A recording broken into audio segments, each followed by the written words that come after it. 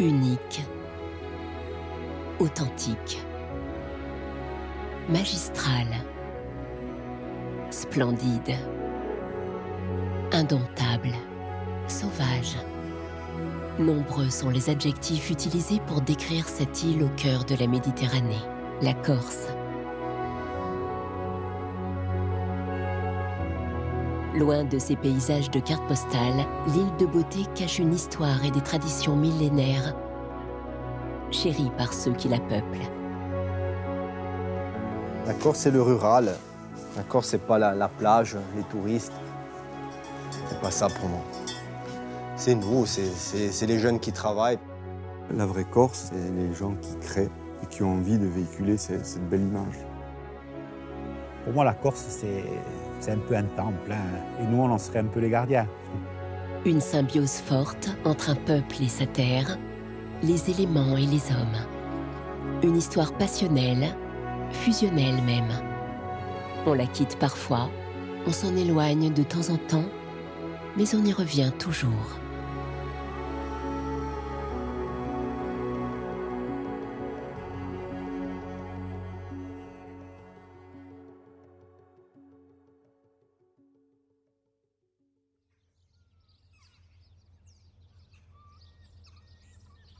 Coincée entre la montagne et la terre tyrrhénienne, Bastia est la porte d'entrée du nord.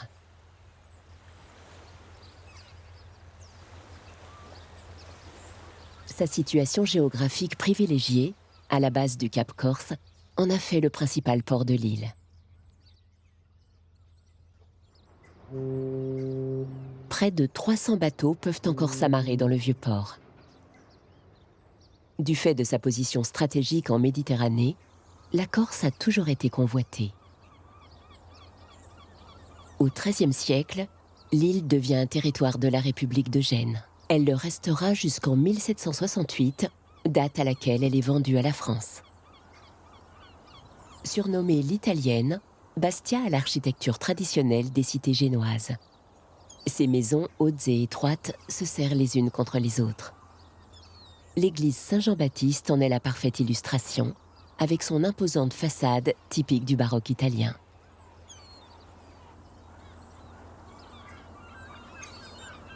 Le quartier de la Citadelle est accessible depuis le vieux port par le monumental escalier Romieux. Il a été édifié entre 1871 et 1873. Il débouche sur le jardin du même nom. Aménagé à la même époque pour relier la ville haute à la ville basse, c'est l'un des seuls jardins urbains de Corse.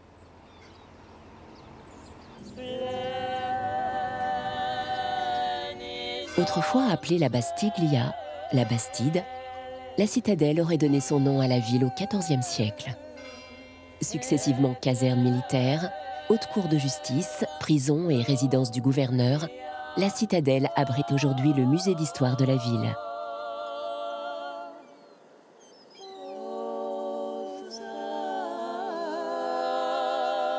À quelques pas de là, la cathédrale Sainte-Marie de l'Assomption domine le paysage. Tout autour s'étend un réseau de rues droites et de ruelles étriquées qui offrent une ombre bienvenue aux passants. On s'y promène sous le regard omniprésent de la Vierge Marie. Les habitations chaudement colorées sont reconnaissables à leur jalousie. Ces persiennes servent à épier les badauds, incognito. Fermées, elles permettent de se protéger du libeccio, un vent qui traverse la Corse et l'Italie. Si le chant du libeccio fait fuir les bastiais, d'autres au contraire les réunissent. Les polyphonies sont une tradition vivace sur l'île de Beauté. À l'origine, elles relataient les événements de la vie quotidienne, une fonction essentielle dans cette société de tradition orale.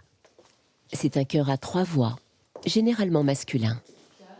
Soledona est le premier trio féminin de polyphonie corse. C'est une merveille, vraiment.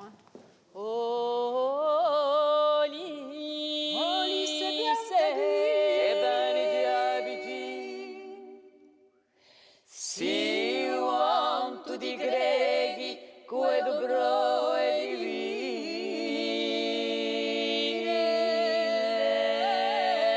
ferma o do assente nostre voce.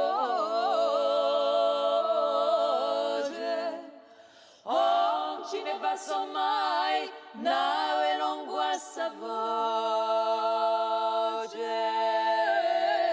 Senza voce si canto, nato ai nostre labbra. En Corse, un chanteur, il peut être à la fois professionnel, mais il a aussi un rôle social important. Il nous arrive très souvent, hors de nos concerts, d'aller chanter pour des mariages, des baptêmes et malheureusement aussi des décès. Le chant peut aider.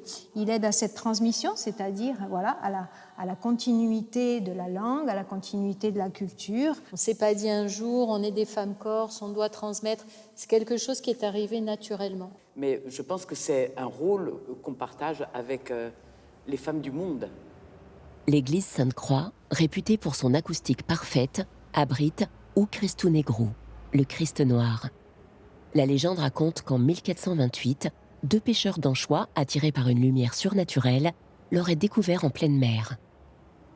Après l'avoir déposé dans une grotte, le Christ noir disparut mystérieusement, mais fut retrouvé le lendemain à l'emplacement de l'oratoire actuel. Il fait l'objet d'une ferveur toute particulière, notamment chez les marins.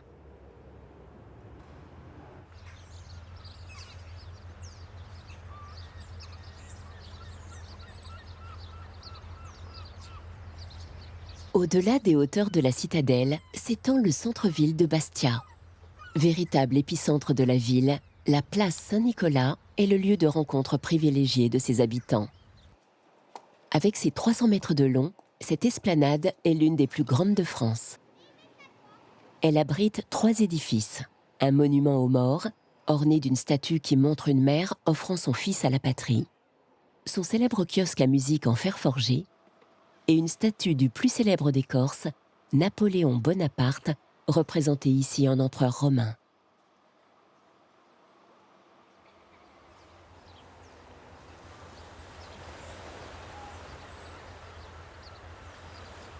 Bastia est une ville fière, chargée d'histoire et à l'identité forte. Avec près de 45 000 habitants, c'est aujourd'hui la 2e commune la plus peuplée de l'île après Ajaccio. Dans l'arrière-pays, des versants ensoleillés et protégés par les vents sont couverts de vignobles. Sur 500 hectares s'étend la fameuse route des vins de Patrimoine. Située dans la partie basse du Nebbio, cette région est appelée depuis l'Antiquité la Conca d'Oro, la conque d'or. Avec plus de 3000 heures d'ensoleillement annuel, c'est une terre bénie des dieux. Connu dans le monde entier, le vin de Patrimoine est la plus vieille appellation d'origine contrôlée de l'île. L'implantation de la vigne en Corse remonte au VIe siècle avant notre ère, à l'arrivée des Grecs. Au fil des siècles, le vignoble est développé plus intensivement par les Romains, puis les Génois.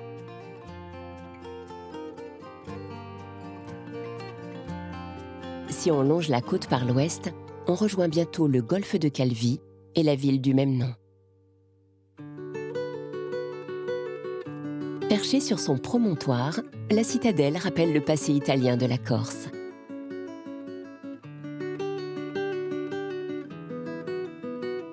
Comme la plupart des villes de l'île, elle a été fondée par les Génois.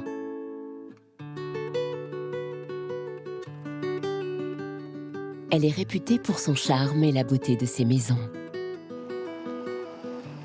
De ses hauteurs, on peut observer les pics enneigés du massif de Monte Grosso qui culminent jusqu'à 1937 mètres. De nombreuses liaisons maritimes relient Calvi au continent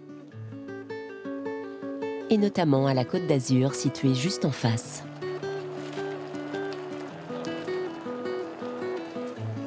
La cité compte 5000 habitants l'hiver, mais accueille plus de 50 000 touristes chaque été.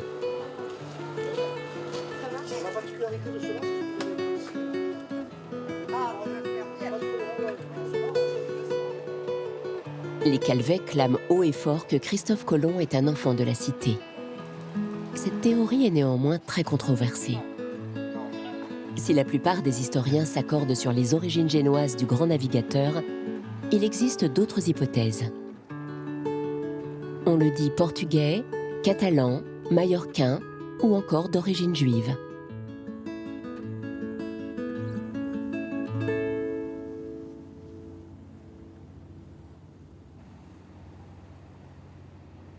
À la gare de Calvi, on peut prendre le Trenicello, le célèbre petit train corse.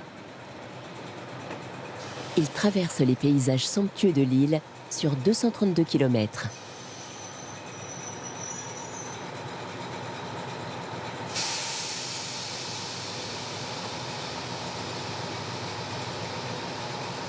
Il offre une alternative de choix aux routes sinueuses qui traversent les montagnes.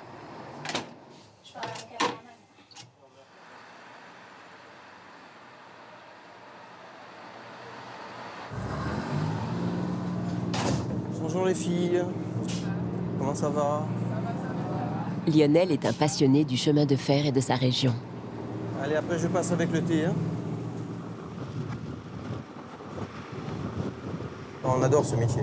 Pour nous, c'est toujours magique, hein. C'est un plaisir de travailler dans ce cadre. Moi, je ne m'en lasse pas parce que bon,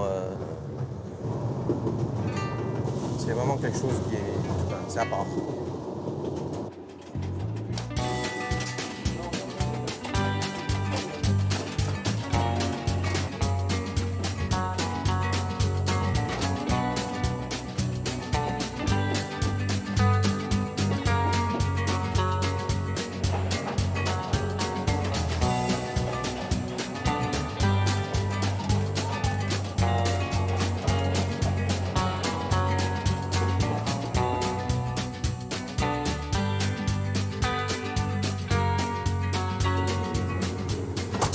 Messieurs, dames, bonjour.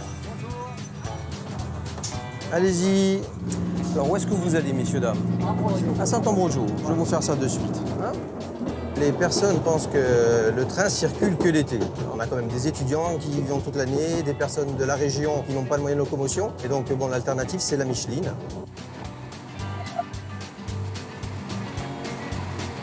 Prochain arrêt, l'île Rousse. Allez, bon voyage en Corse, à bientôt.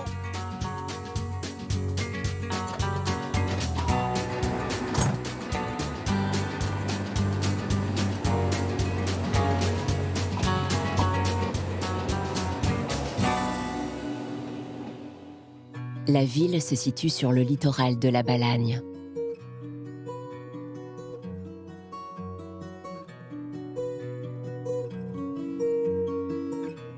Riche et fertile, résolument tournée vers la mer, la Balagne est considérée à juste titre comme le jardin de la Corse.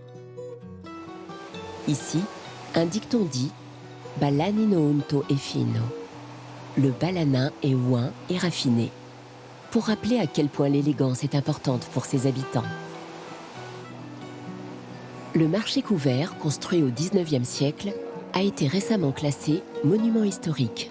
C'est un lieu incontournable où l'on retrouve tous les produits de la région. Charcuterie, fromage ou anchovliate, des petits chaussons fourrés. Les saveurs sont 100% locales.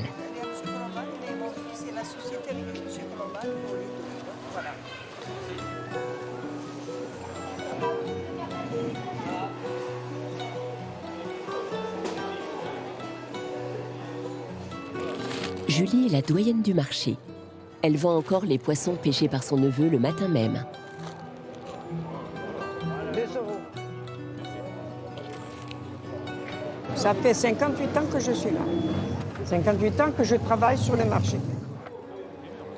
Je suis de Pigne, je suis d'un petit village. J'ai connu quelqu'un qui était marin et je me suis mariée avec.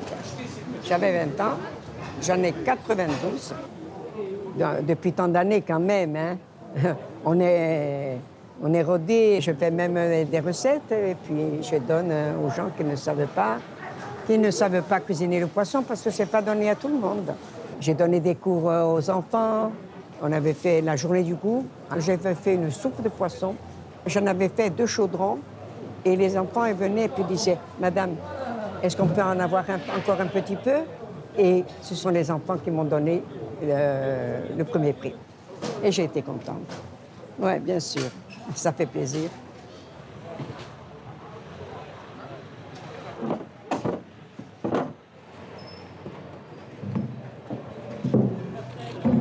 Je pars souvent en excursion avec le club, mais lorsque je reviens, je dis belle comme ma Corse, il n'y en a pas.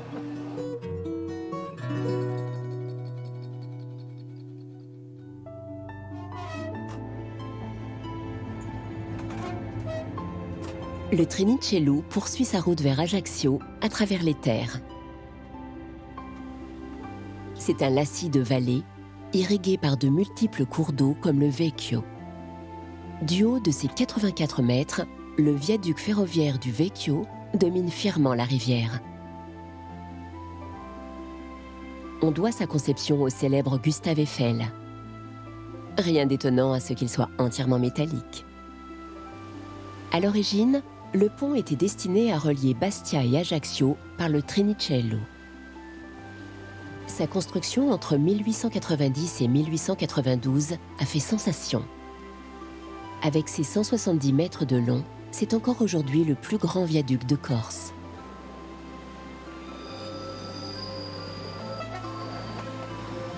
Depuis 1976, il est inscrit aux monuments historiques. Le Vecchio sillonne les vallées, librement.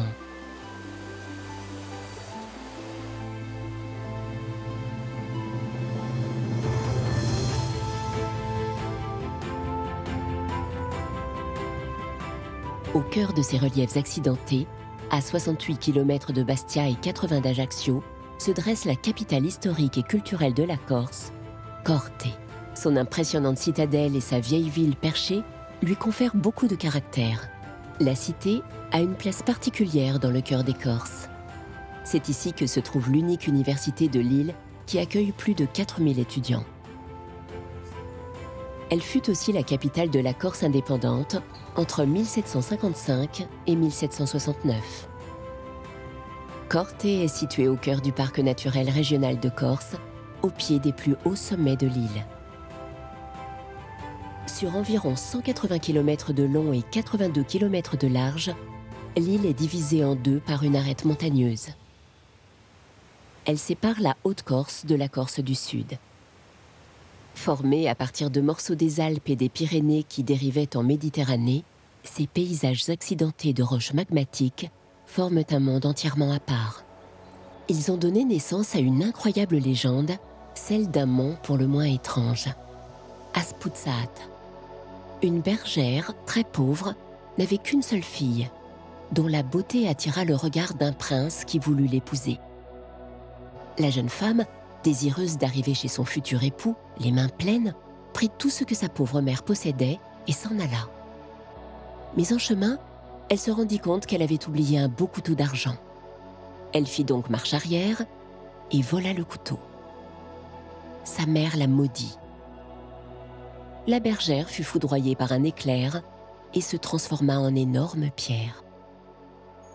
La montagne porte depuis le nom d'Aspuzzata, la fiancée.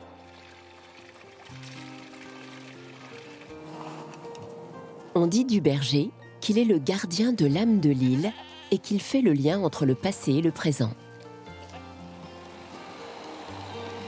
Les chèvres se promènent en toute liberté dans le maquis qui recouvre plus de la moitié du territoire insulaire.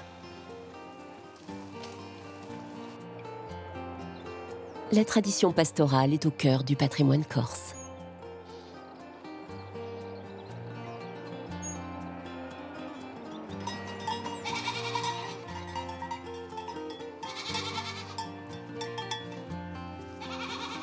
Freddy Vitus continue de faire perdurer cette tradition ancestrale. Un choix de cœur et de passion que son père, Jean, lui a transmis. Il est à la tête d'un cheptel d'une centaine de chèvres élevées à la bergerie, mais aussi dans le maquis environnant.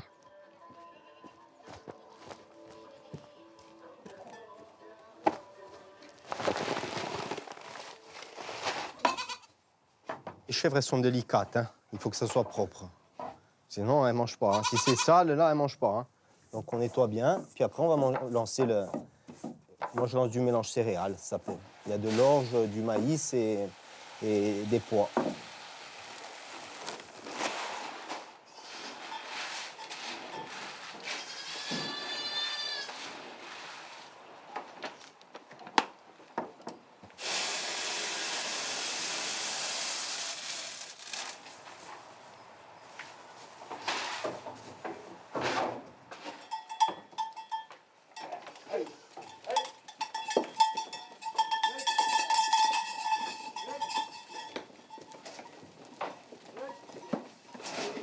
Et les chèvres ne se font pas prier.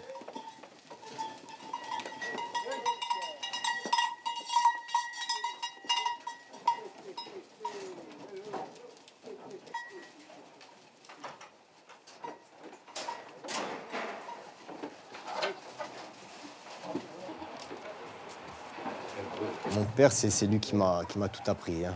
Je lui dois tout. Et j'en remercie. J'ai grandi avec les chèvres.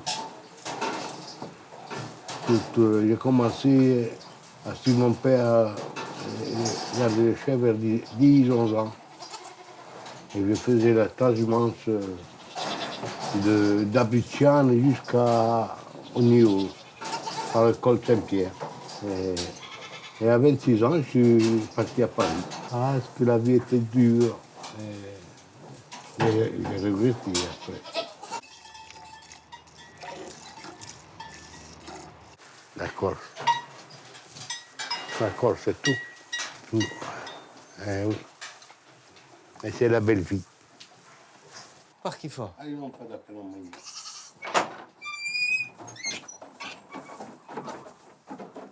Spostare mica lì. Ti.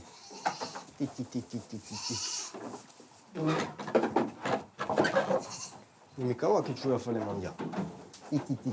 Ehi. Ehi. Voilà, on va les faire manger un peu. Te.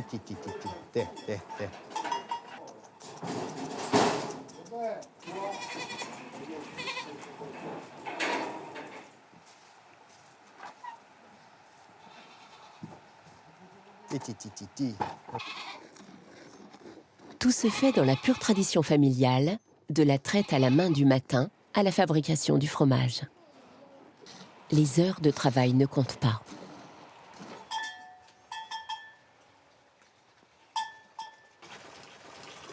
Et tout le temps, il y a eu des bergers en Corse. Hein.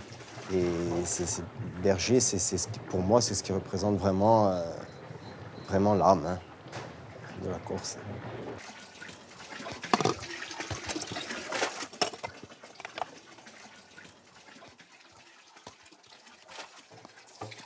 Freddy doit maintenant préparer le broccio, une spécialité locale. Qui n'en a pas goûté ne connaît pas l'île, assure-t-il. Le broccio ressemble à la ricotta italienne. Les Corses le désignent comme leur fromage national.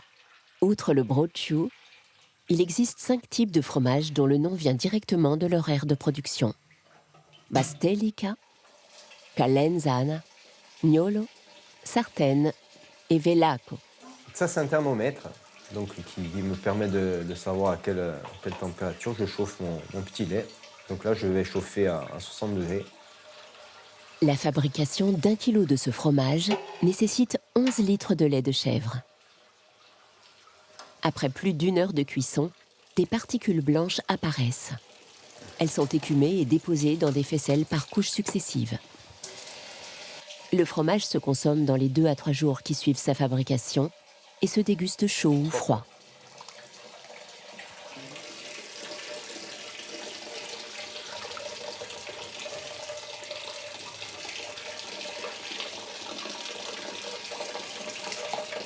Les bergers ont de plus en plus de difficultés à exercer leur métier.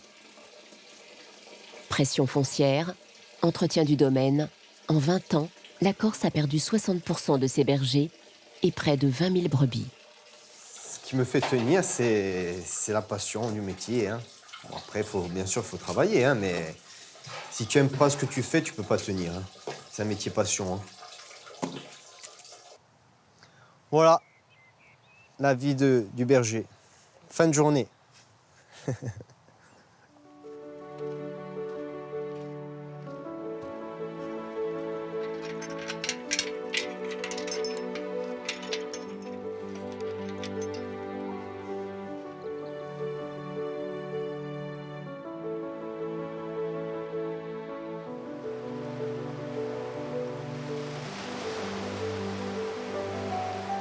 En redescendant vers la vallée, l'horizon se dégage peu à peu pour laisser apparaître le golfe de Porto.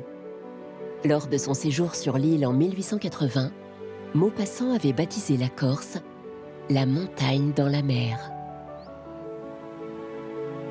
Le golfe de Porto est l'un des 4 sites naturels corses inscrits au patrimoine mondial de l'UNESCO. Il a été choisi pour ses particularités géologiques exceptionnelles, ses immenses falaises de porphyre rouge et ses sculptures minérales de granulite.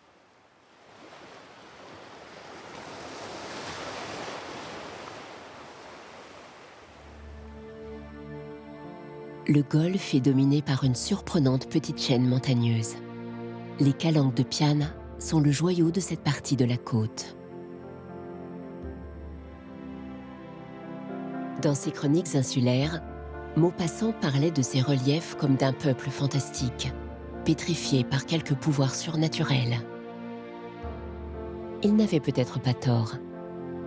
Une légende locale raconte que le diable en personne aurait façonné les calanques pour punir une bergère qui, amoureuse de son mari, repoussait ses avances.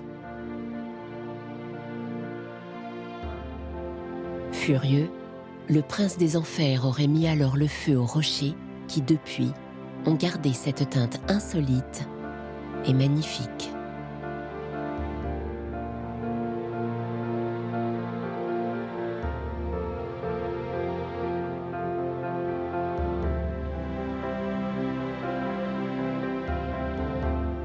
Et l'amour de la bergère pour son berger fut scellé à jamais dans la pierre.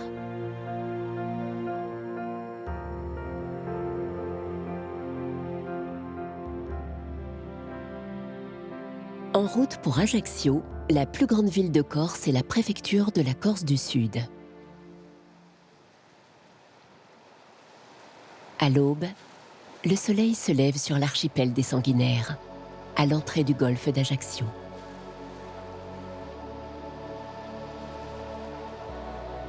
Mesumar est la plus grande des 5 îles, mais aussi la plus éloignée des côtes. Fièrement dressée face à la mer, une tour génoise surveille l'entrée du golfe à près de 60 mètres de hauteur.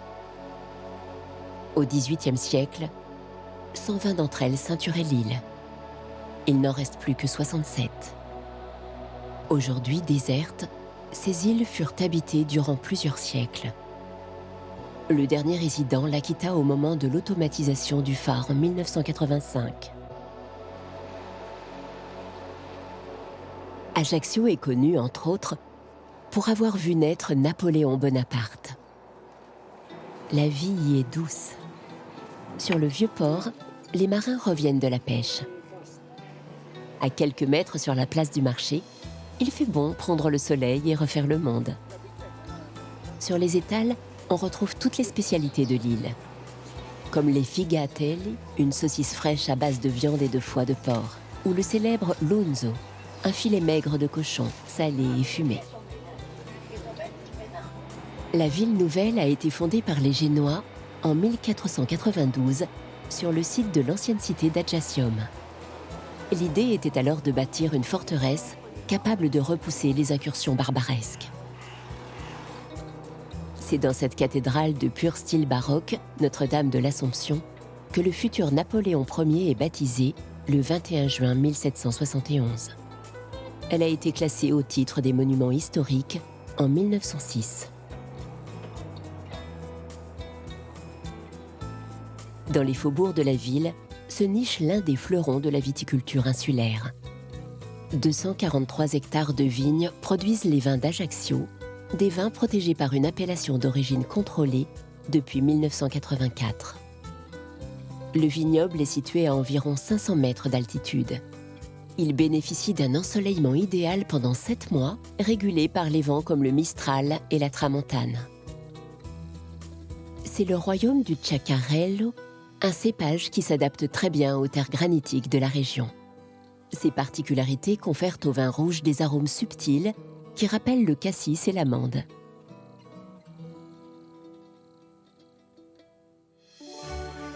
Quand on s'éloigne des côtes, la Corse du Sud dévoile un décor totalement différent.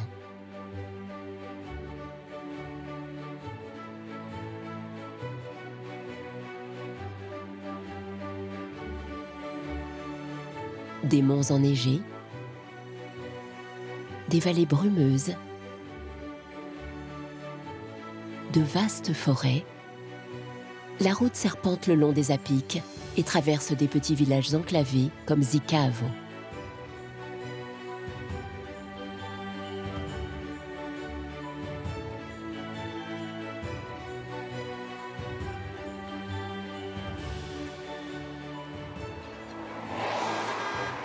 Ici, les coups de klaxon retentissent pour effrayer les animaux aux abords des routes. Dans le maquis, le cochon corse est chez lui. Ce petit cochon noir connu sous le nom de porco noustral est une race endémique.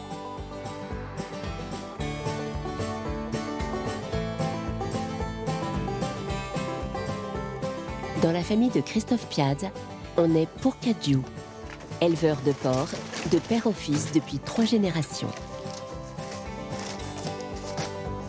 Youch. Quick, quick, quick, quick, quick, quick. Youch. Youch. Une passion au quotidien portée par la volonté de promouvoir un héritage unique. C'est une passion, c'est quelque part aussi une transmission, donc avec aussi cette responsabilité de bien faire, de continuer le travail déjà commencé à l'époque de mon grand-père. Donc oui, c'est une responsabilité et à la fois c'est un honneur de pouvoir le faire. Loin des exigences industrielles de l'agroalimentaire, Christophe applique un modèle pastoral qui existe depuis des siècles. Les cochons sont élevés à l'état semi-sauvage pendant 18 mois. En été, ils rejoignent les plateaux de haute montagne selon les pratiques anciennes de la transhumance. De retour dans la forêt en automne, l'animal se nourrit de glands et de châtaignes qui donneront à sa chair ce goût inégalable. La vérité, c'est que ce produit-là est noble. Je défends la qualité de mon produit, je défends ce savoir-faire-là, je défends mon élevage, ma sélection, je défends ma production, pour moi, mais aussi pour tous les clients qui me font confiance et qui ont envie de me suivre dans cette aventure. Puis vient le temps de l'affinage, une autre affaire de patience qui dure au moins 1 an. À l'arrivée, des produits d'exception aux noms évocateurs, Coppa, Lunzu, Valletta ou encore Prisciutto. Là, quand on fait ce choix-là, on ne fait pas un choix d'argent finalement. Donc, ça, c'est une autre démarche, c'est pas du tout la mienne.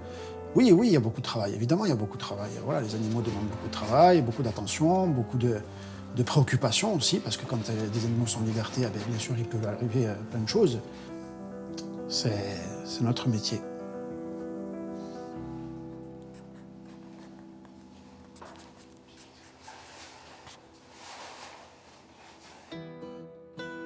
Les produits de Christophe se retrouvent sur les meilleures tables, et notamment au domaine de Murtole. Là, les routes sont volontairement non goudronnées. 2500 hectares nichés à l'extrême sud de l'île, dans la région de Sartène. Paul Canarelli est le gardien de ce temple. Il a hérité de ce domaine de son grand-père et a décidé de réaliser son rêve d'enfant. La charcuterie est l'un des rares produits qui n'est pas fabriqué sur le domaine. Légumes, viande, fromage, miel et huile d'olive, ici, tout est fait maison. C'est une oliveraie qui a été plantée il y a une dizaine d'années, des variétés corses, bien entendu.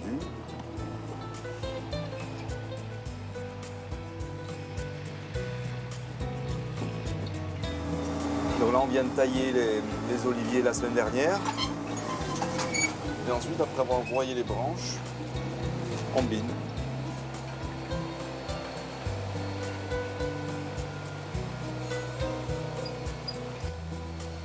Je pense que tous les chefs d'entreprise qui aiment leur métier mettent la main à la pâte. Et sincèrement, c'est du plaisir. Tout le temps, quelle que soit la main et la pâte.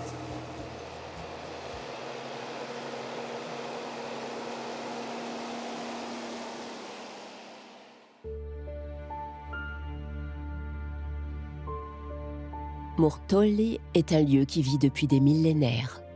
Il y a très longtemps, des hommes s'y sont installés, attirés par l'eau, les sols riches et des promontoires qui permettaient de voir arriver les ennemis. Et, donc ça c'est un côté qui est plus mystique, des bonnes ondes.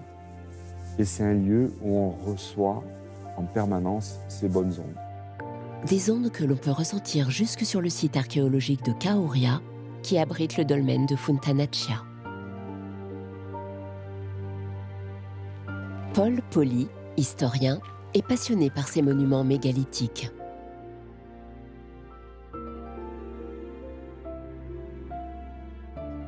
Ces menhirs fièrement dressés témoignent de l'occupation du site par les hommes il y a environ 4500 ans. Ils représenteraient des guerriers. Alors là, tu vois bien le pommeau, regarde. Le pommeau de l'épée. Et là, la lame, avec un bouclier, là, des appareils militaires. Certains menhirs sont ornés d'un visage avec des creux de chaque côté de la tête qui auraient servi à fixer des cornes. Ouais, je passe du temps ici autour des menhirs et des statues menhirs. Et je viens surtout la nuit, parce que la nuit, il y a une autre ambiance. Il n'y a pas de bruit, surtout les nuits de pleine lune où là, il y a quelque chose. Mais attention, selon la légende, à trop les regarder, nous pourrions nous aussi être pétrifiés.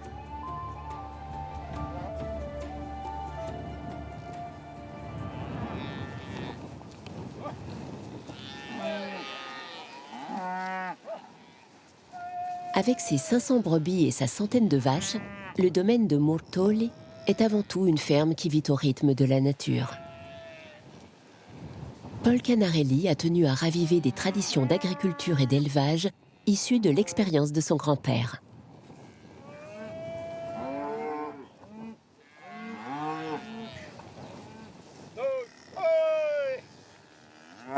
Doumé est le dépositaire de cette mémoire et s'occupe du troupeau comme autrefois, au temps des anciens.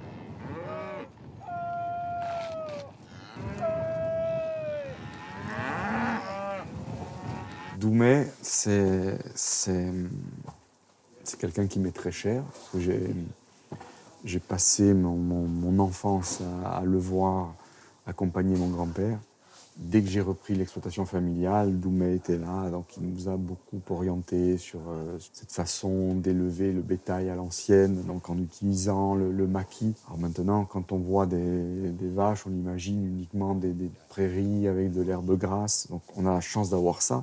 Mais il y a aussi ce qui fait l'authenticité de notre viande, c'est le complément fourrager que la vache se procure dans le maquis. Aucune clôture électrique. Le bétail peut se promener en toute liberté dans le maquis. Et tout ça, c'est Doumé qui nous a orientés vers ce type d'élevage. C'était la façon d'élever de mon grand-père et des anciens. Ce lieu nous donne tellement qu'il faut rendre à la terre ce qu'il vous donne. Identité, terroir et culture sont le trio gagnant de Paul Canarelli. Un rêve d'enfant devenu aujourd'hui réalité.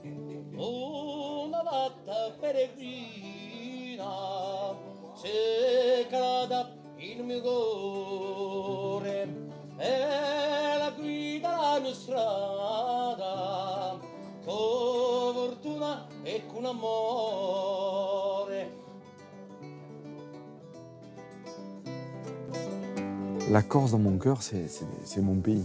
C'est un lieu qui a été baigné dans plusieurs cultures. Donc il y a une richesse énorme. Et puis c'est mon île.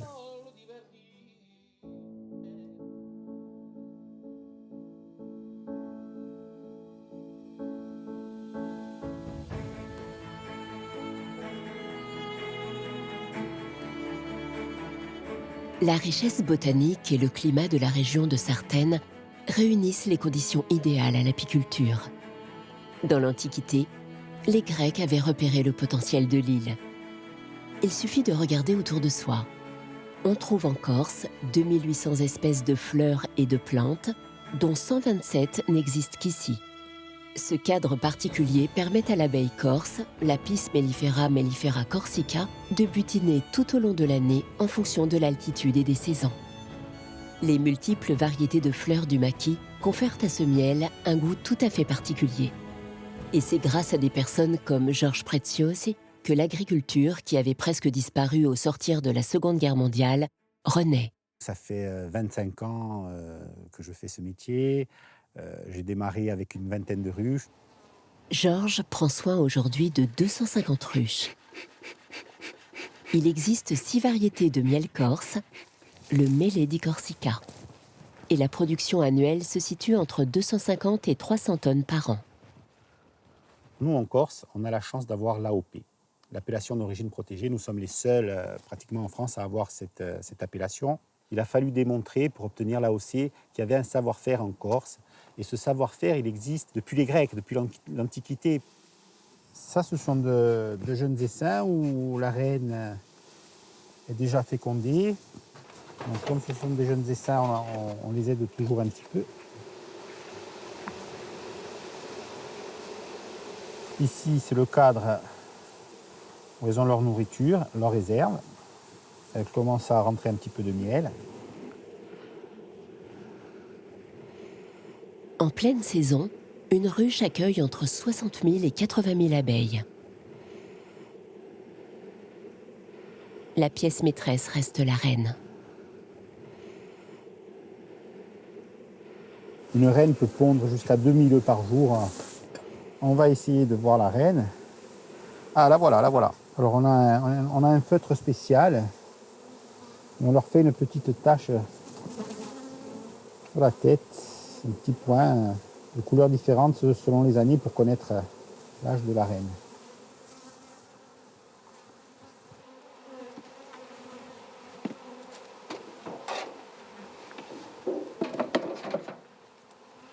Pour que la colonie survive et se développe, il est nécessaire de procéder à l'élevage de nouvelles reines. Une manipulation subtile qui consiste à priver une ruche de sa reine. Les abeilles s'empressent alors d'en élever une autre et vont nourrir de nombreuses larves avec de la gelée royale, une sécrétion riche en protéines complexes qui accélère le développement cellulaire.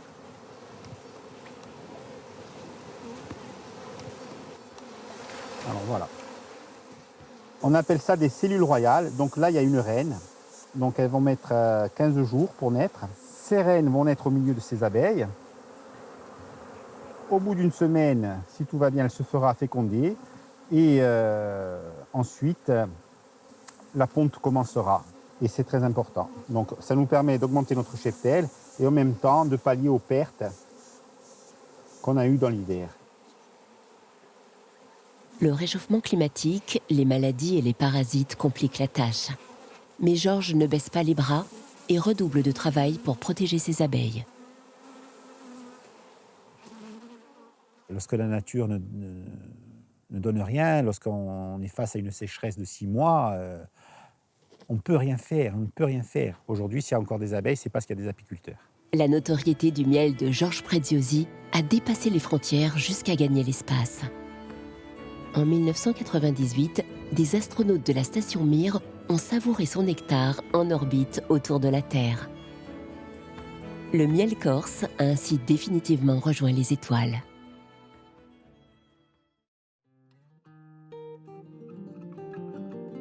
À la pointe sud de l'île se dressent les majestueuses falaises de calcaire de Bonifacio.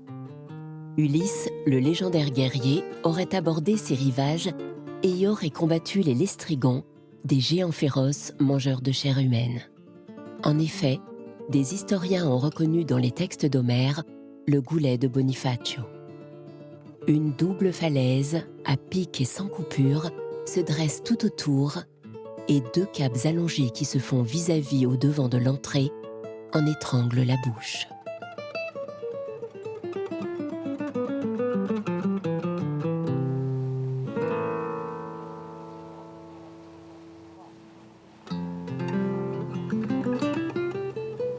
bras de mer entre la Corse et la Sardaigne est emprunté par les navigateurs depuis l'Antiquité.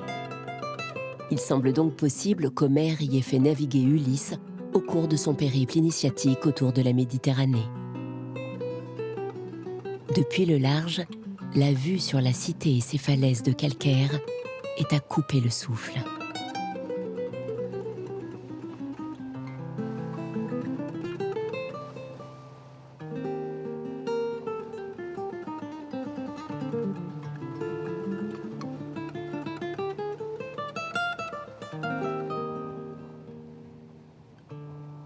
Bonifacio est la dernière ville avant l'Italie voisine et la commune la plus méridionale de la France métropolitaine. C'est ici que s'arrête la Corse. Mais le voyageur qui quitte l'île de beauté ne part jamais complètement. Il emporte avec lui une partie de sa splendeur, une simple carte postale, un sourire, un repas, une rencontre, une légende.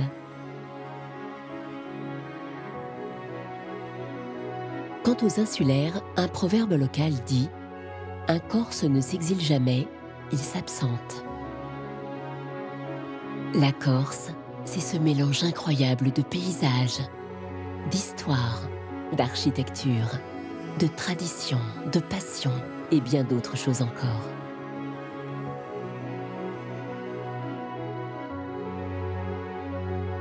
Une île et un peuple à l'identité unique qui rayonne au cœur de la Méditerranée.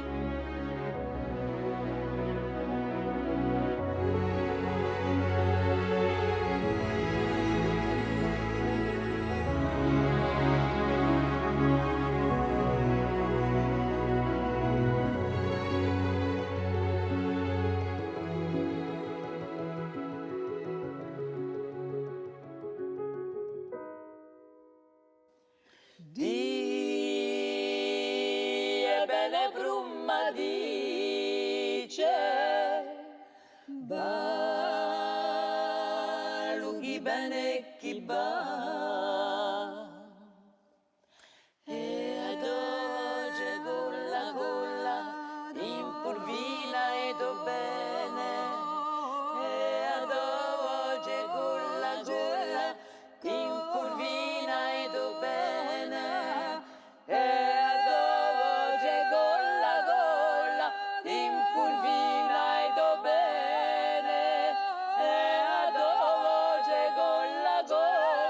e impurvina e do bene.